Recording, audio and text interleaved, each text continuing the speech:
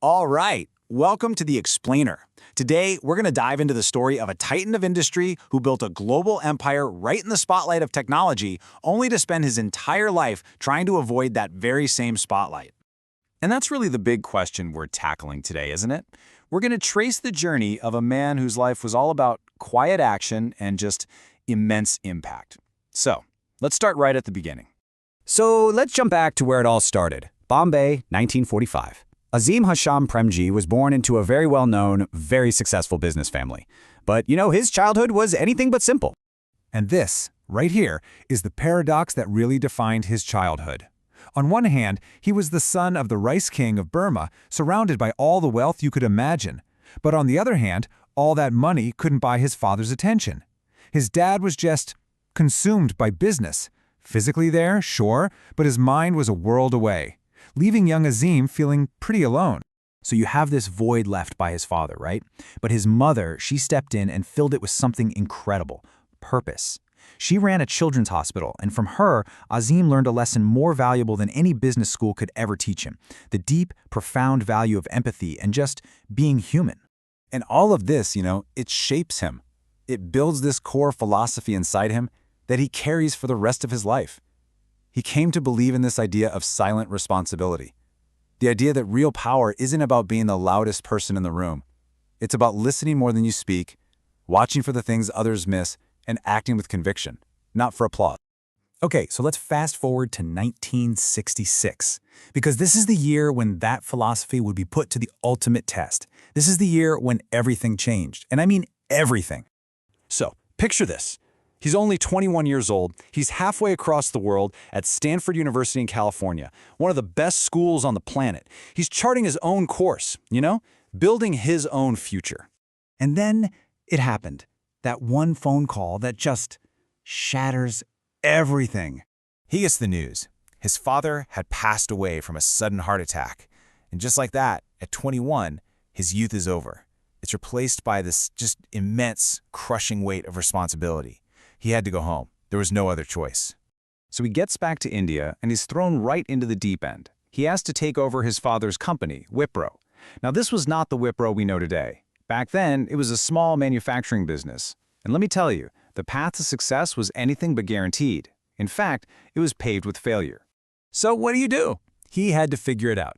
He started experimenting, trying to diversify the company into, anything that looked like it might work. We're talking soap, lighting products, all sorts of consumer goods. He was just searching, trying to find a solid path forward. And man, those first few years were absolutely brutal. A lot of his ideas, they just didn't work out. The company lost money, and the board of directors, they were seriously doubting if this 21-year-old kid had what it took. The pressure was just unreal. And this is where you really see the two sides of Azim Premji. To the public, he was that same silent, completely composed leader. But behind closed doors, away from any cameras, the pressure was getting to him. The story goes he would break down in conference rooms, just carrying the weight of it all completely alone in silence. Okay, then comes 1977, and an earthquake hits the Indian business world. The absolute giant of technology, IBM, announces it's pulling out of the country. Completely. Now, for pretty much everyone else, this was a catastrophe, a total crisis. But for Azim Premji, this guy who has trained his whole life to listen, to observe, to find strength in the quiet moments, he saw something totally different. He saw a once-in-a-lifetime opportunity. And this, right here, was his silent masterstroke. He makes this incredibly bold, audacious move to pivot Wipro to fill the massive hole that IBM just left. He goes all in on information technology. He starts pouring money into R&D and, crucially, into his people.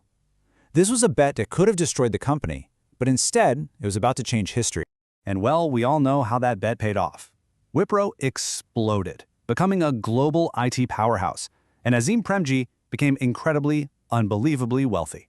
Which brings us right back to that second part of our big question. After all that success, why did he basically disappear? Why hide from the world? Well, the simple answer, he just rejected the whole billionaire thing.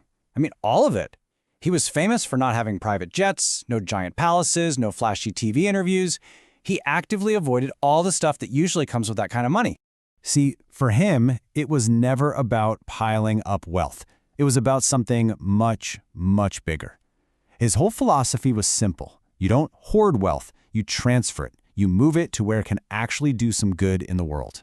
And when you see the sheer scale of this transfer, that's when you really get it. That's the real secret of the hidden billionaire. It's not about what he owned. It's about what he gave away. Just look at this number for a second. $21 billion. That's how much of his own money he's transferred to his foundation. And what's its main focus? Education in India.